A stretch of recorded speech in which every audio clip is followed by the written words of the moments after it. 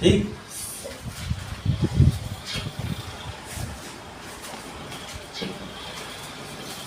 बहुपद, अच्छा इस बहुपद से, बहुपद जो शब्द लिखा गया इससे क्या तात्पर्य है? इसका मतलब है कि बहु मतलब कई, पद मतलब पद। जब कई पद एक साथ आते हैं तो उसको क्या कहा जाता है? बहुपद। इसके नाम से ही पता चल जा रहा है कि बहुपद, ठीक है। बहु मतलब कई, कई मतलब बहुत, ठीक है। बहु मतलब बहुत और पद मतलब पद। जब कई पद मतलब एक साथ मिलकर मिल जाते हैं तो उसको कहते हैं बहुपद, ठीक है। चलिए बहुपद तो ठीक है, इसमें बहुत सारे पद मिल जाते हैं उनको बहुपद कहते हैं, ठीक है। एक होता है, इस बहुपद को जानने से पहले हम लोग क्या जानना पड़ेगा? चर और अचर राशि, ठीक है। चर और अचर राशि के बारे में हम लोग को क्या करना पड़ेगा? जानना पड़ेगा, ठीक है। तो देखिए चर राशि क्या होता है? चर राशि देखिए, तो चर राशि उसे कहते हैं ऐसी राशियां जिनका मान निश्चित नहीं होता, उसको क्या कहते हैं? चर राशि। जैसे इंग्लिश के अल्फाबेट ABCDEFGH, ठीक है। जितने सारे इनके अल्फाबेट हैं उनको क्या कर सकते हैं? चर राशियों में व्यक्त कर सकते हैं, ठीक है ना, प्रदर्शित कर सकते हैं। जैसे देखिए यहाँ लिखेंगे ऐसी राशियाँ, इसका डिफिनेशन लिखना रहेगा तो लिखेंगे ऐसी राशियाँ, राशियाँ जिनका मान निश्चित नहीं होता है, निश्चित नहीं होता है,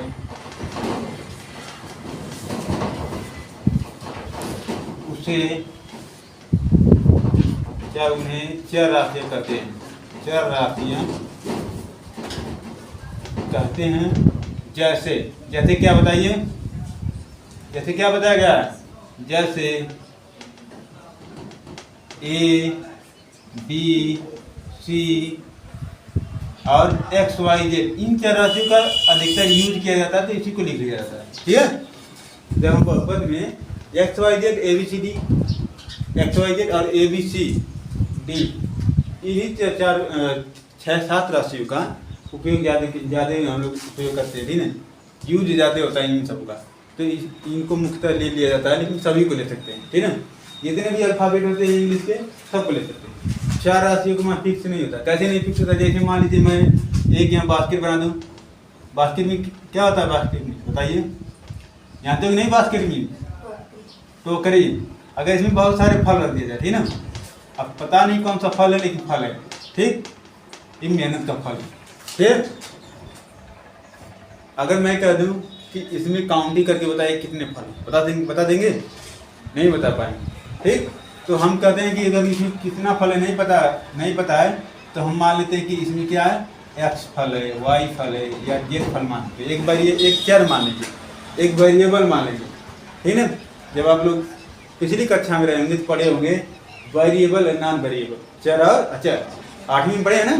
तो वेरिएबल क्या होता है? जिनका मान फिक्स नहीं होता है उनको वेरिएबल कहते हैं। नॉन वेरिएबल जिनका मान फिक्स होता है, जैसे गिनती के अंक, ठीक है।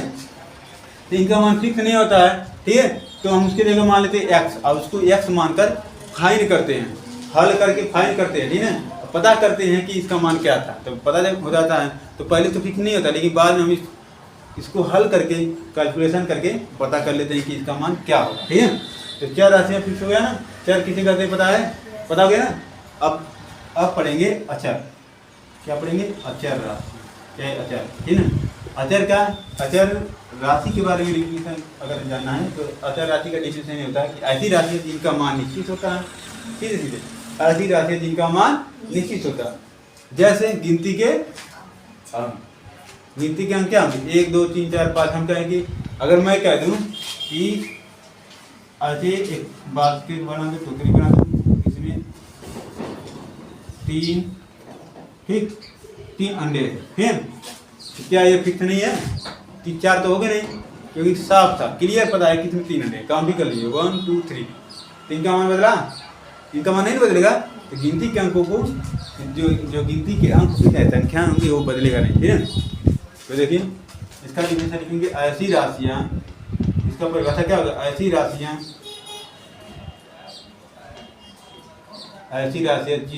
जिनका मान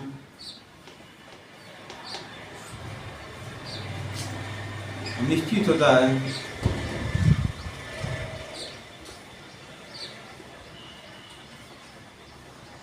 अर्थात बदलता नहीं है, ठीक है? अर्थात बदलता नहीं है, उसे अचर राशियां कहते हैं। अचर राशियां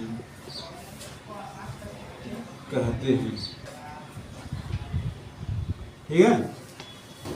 जैसे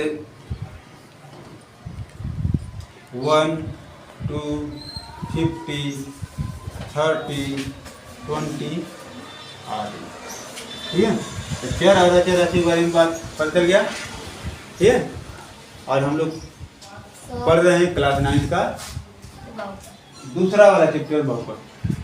हाँ बोलो, किसी कोई प्रॉब्लम? कहीं भी किसी को प्रॉब्लम होगी तो बताएगा, ठीक है? तेरी भी सही ले, बोलो कौन? ठीक, ऐसी राशियां जिनका मान निश्चित होता है अर्थात बदलता नहीं है। इन्हें क्या होगा?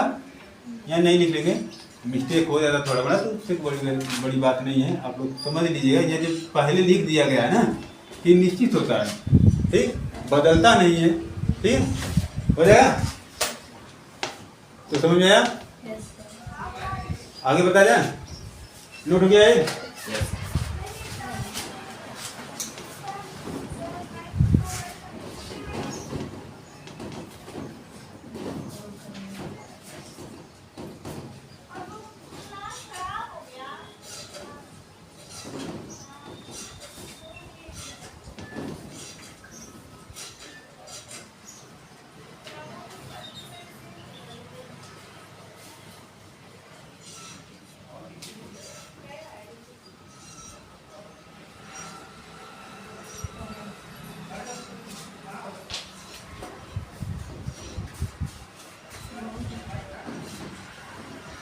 हो गया? चलिए आगे बताते हैं, ठीक ना?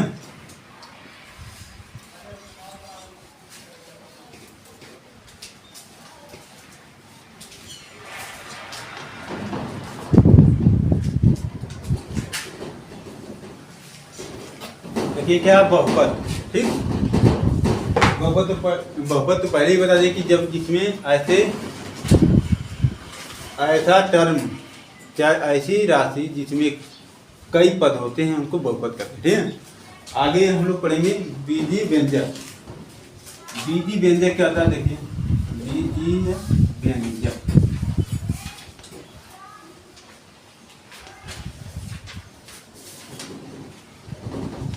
बीजीय व्यंजक का परिभाषा लिखना होगा तो कैसे लिखेंगे? ऐसी संख्या जिसमें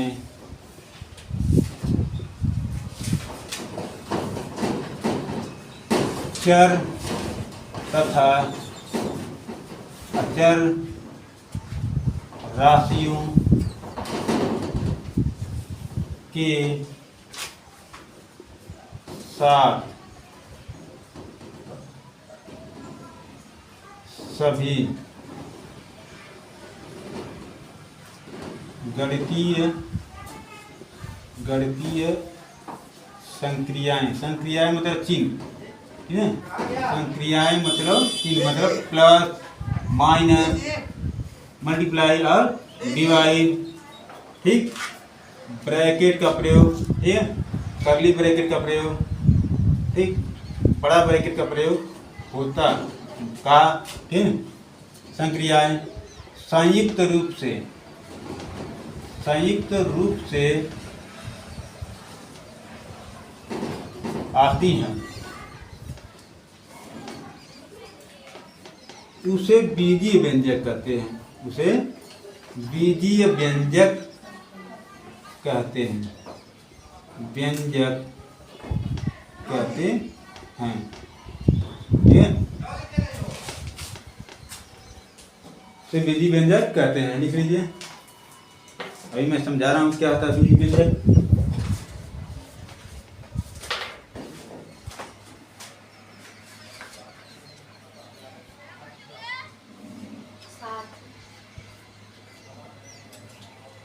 किसी को कंफ्यूजन नहीं ना है?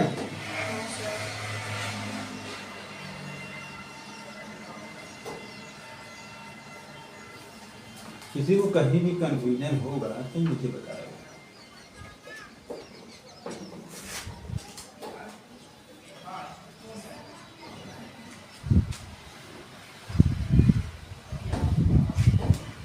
देखिए बीजी व्यंजक क्या होता है, कहा कि उसमें चर अचर राशियों का प्रयोग और सभी गणितीय संक्रियाएं जैसे प्लस माइनस गुणा भाग और उसके साथ साथ जो ब्रैकेट होते हैं, जो कोष्ठक होते हैं, उनका प्रयोग हो रहा है, संयुक्त रूप से प्रयोग हो रहा है, तो उसको कहते हैं बीजी व्यंजक। जैसे देखिए यहाँ अगर किसी को किसी बीजी व्यंजक को प्रदर्शित करना है तो कैसे प्रदर्शित करें? जैसे मान लीजिए यहाँ क्या 2x² कर दिए, ठीक, यहाँ 3y कर दीजिए, यहाँ 6 कर दीजिए। देखिए इसमें क्या आ रहा है, x भी आ रहा है, ठीक, और गणितीय संक्रिया भी आ रही है। और देखिए x क्या है, चर राशि है, 3 क्या है, अचर राशि है। इसमें गणितीय संक्रियाएं जो है वो आ रही है नहीं आ रही? आ रही है ना। अगर दूसरा लिखना रहेगा, जैसे मान लीजिए यानी कि 6x, ठीक, भागे 3x प्लस 4x 4y 3 तो इसमें भी क्या है, बीजी व्यंजक, अचर राशियां और गणितीय संक्रियाओं का प्रयोग है, ठीक है। इसको क्या कहेंगे, बीजीय व्यंजक कहेंगे, ठीक है। चलिए अब आगे बढ़ाते हैं, बहुपद के प्रकार, ठीक।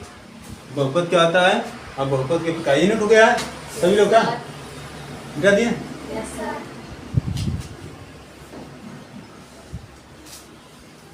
जहां कंफ्यूजन होगा सभी लोग बताएं, ठीक है।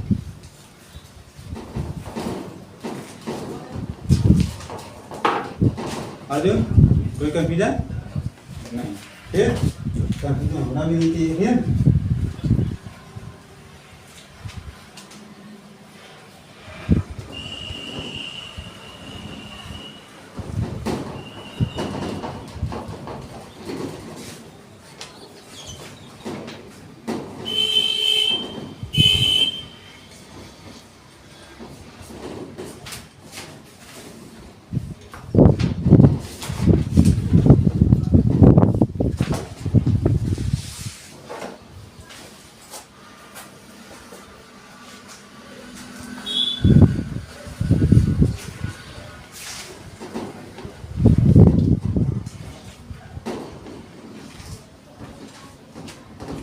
देखिए एक क्या चीज पढ़ लेते हैं, गुणांक, ठीक है। गुणांक क्या होता है, जिसको इंग्लिश में कहते हैं कोफिशिएंट, ठीक है, कोफिशिएंट। गुणांक क्या होता है, जब किसी चर राशि में, जब किसी चर राशि में अचर राशि का गुणा होता है, ठीक है, अचर राशि का गुणा होता है,